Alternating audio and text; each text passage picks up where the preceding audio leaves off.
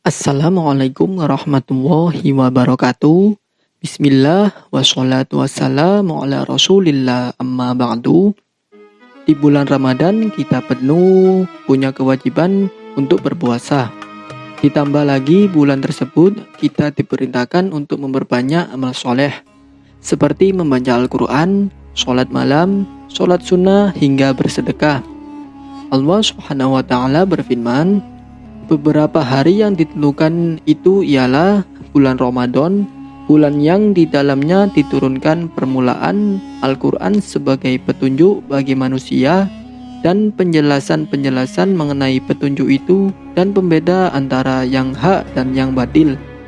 Karena itu, barang siapa di antara kamu hadir di negeri tempat tinggalnya di bulan itu, maka hendaklah ia berpuasa pada bulan itu.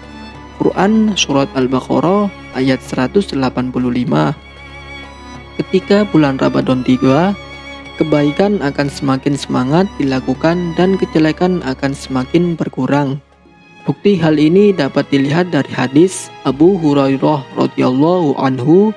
Rasulullah shallallahu alaihi wasallam bersabda, apabila Ramadan tiba, pintu surga terbuka, pintu neraka ditutup, dan setan dibelenggu.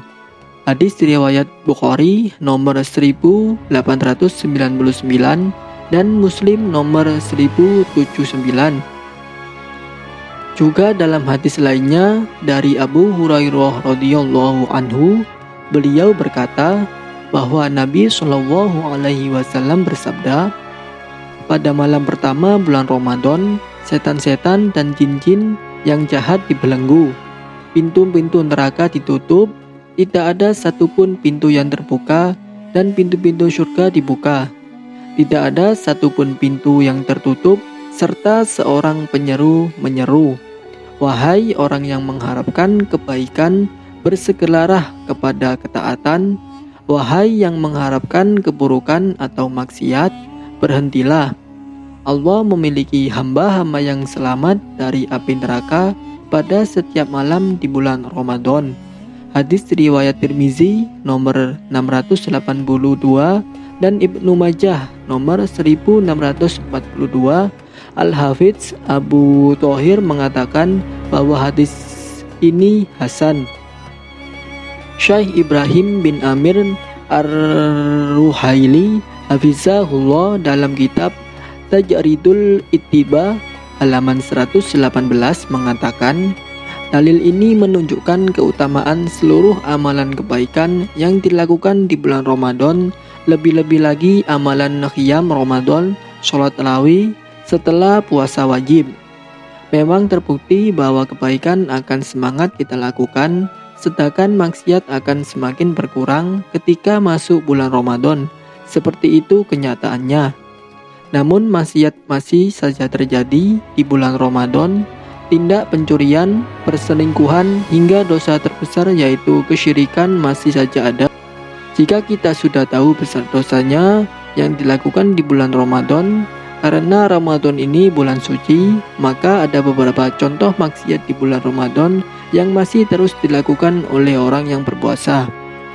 Nah, yang pertama, mudah meninggalkan sholat seperti sholat subuh karena sehabis sahur langsung tidur.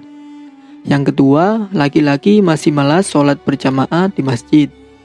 Yang ketiga, perempuan enggan berjilbab bahkan terus-menerus memakai pakaian seksi dan ketat saat puasa. Padahal mengumbal aurat itu dosa besar, menjadikan puasa sia-sia.